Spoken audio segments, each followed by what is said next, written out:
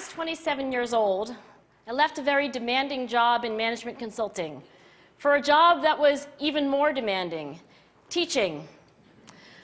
I went to teach 7th graders math in the New York City public schools. And like any teacher, I made quizzes and tests, I gave out homework assignments. When the work came back, I calculated grades. What struck me was that IQ was not the only difference between my best and my worst students. Some of my strongest performers did not have stratospheric IQ scores. Some of my smartest kids weren't doing so well. And that got me thinking.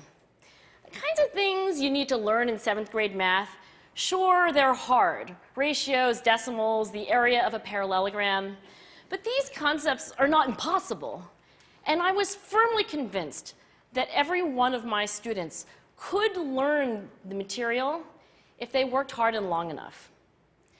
After several more years of teaching, I came to the conclusion that what we need in education is a much better understanding of students and learning from a motivational perspective, from a psychological perspective.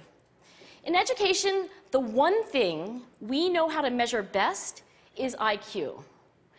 But what if doing well in school and in life depends on much more than your ability to learn quickly and easily? So I left the classroom and I went to graduate school to become a psychologist. I started studying kids and adults in all kinds of super challenging settings. And in every study, my question was, who is successful here and why? My research team and I went to West Point Military Academy. We tried to predict which cadets would stay in military training and which would drop out. We went to the National Spelling Bee and tried to predict which children would advance farthest in competition. We studied rookie teachers working in really tough neighborhoods, asking which teachers are still going to be here in teaching by the end of the school year. And of those, who will be the most effective at improving learning outcomes for their students? We partnered with private companies asking which of these salespeople is going to keep their jobs and who's going to earn the most money. In all those very different contexts, one characteristic emerged as a significant predictor of success. And it wasn't social intelligence, it wasn't good looks, physical health, and it wasn't IQ. It was grit. Grit is passion and perseverance for very long-term goals. Grit is having stamina.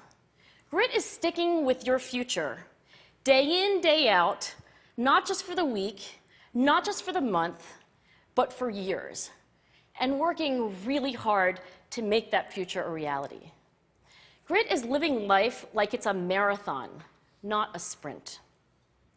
A few years ago, I started studying grit in the Chicago public schools.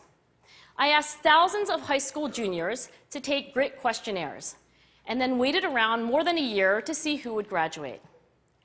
Turns out that grittier kids were significantly more likely to graduate, even when I matched them on every characteristic I could measure, things like family income, standardized achievement test scores, even how safe kids felt when they were at school. So it's not just at West Point or the National Spelling Bee that grit matters, it's also in school, especially for kids at risk for dropping out.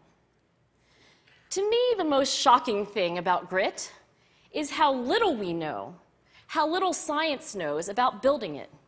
Every day, parents and teachers ask me, how do I build grit in kids? What do I do to teach kids a solid work ethic? How do I keep them motivated for the long run? The honest answer is, I don't know. What I do know is that talent doesn't make you gritty. Our data show very clearly that there are many talented individuals who simply do not follow through on their commitments. In fact, in our data, grit is usually unrelated or even inversely related to measures of talent. So far, the best idea I've heard about building grit in kids is something called growth mindset. This is an idea developed at Stanford University by Carol Dweck, and it is the belief that the ability to learn is not fixed, that it can change with your effort.